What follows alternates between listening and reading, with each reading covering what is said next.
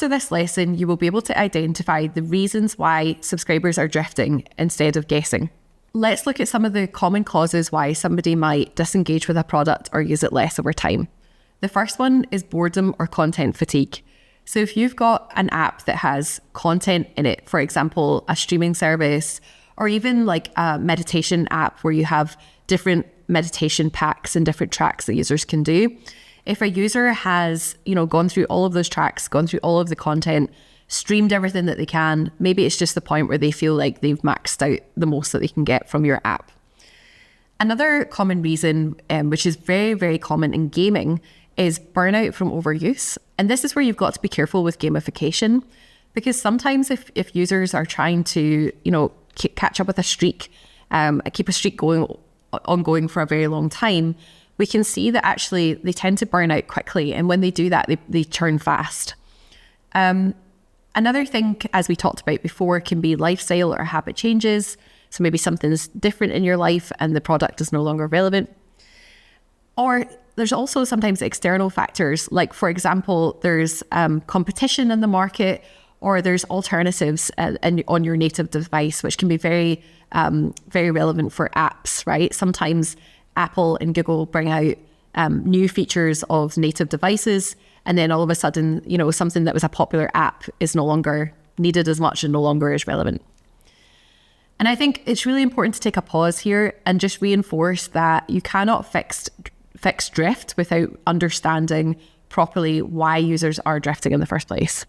So yeah, two things we want to point out here. First is we have the diagnosis, and that could be things like it's a competitor in the market, it's a bug, somebody's maxed out on what they can do. But then what do we want to do here? We want to use micro surveys or behavioral data to understand and diagnose that disengagement. So for example, we can send a user a survey either in the app or through email to say like, hey, we've noticed that you're not engaging with us anymore or as much as you used to. Here's some common reasons. Can you outline maybe what is relevant to your use case?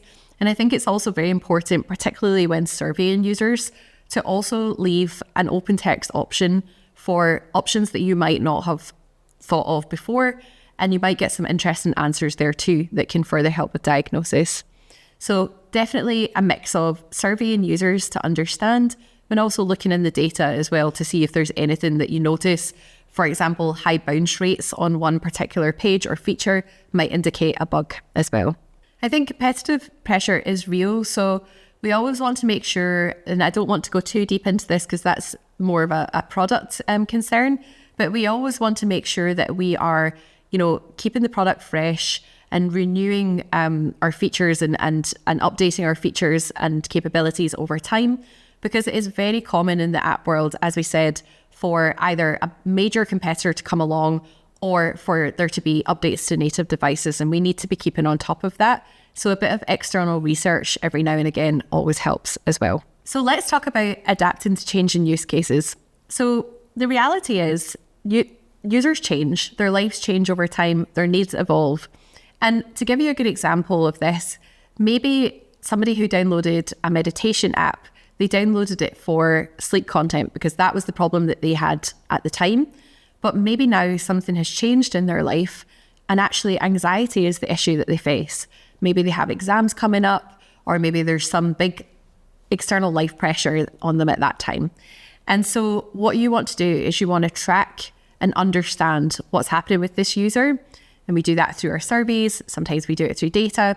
We then want to give the user education to show them that there are adjacent use cases to the core use case that they downloaded the app for. So adjacent use cases can look like sleep content in a meditation app. It can look like, for example, Duolingo has ventured into teaching people other things like chess. Or maybe you had, a need to learn one particular language with an app like Duolingo, but now you're fluent in that language and you want to learn another language for a trip or a holiday. It is the lifecycle marketer's role to surface these alternative value paths and to remind users through in-app messaging, push and email that there are these other features that match these real-world changed use cases. And I want you to also think about personalization. So thinking about the way they used the product in the past and then being able to personalize these messages based on that past behavior, but being mindful of the new features that you want the users to try.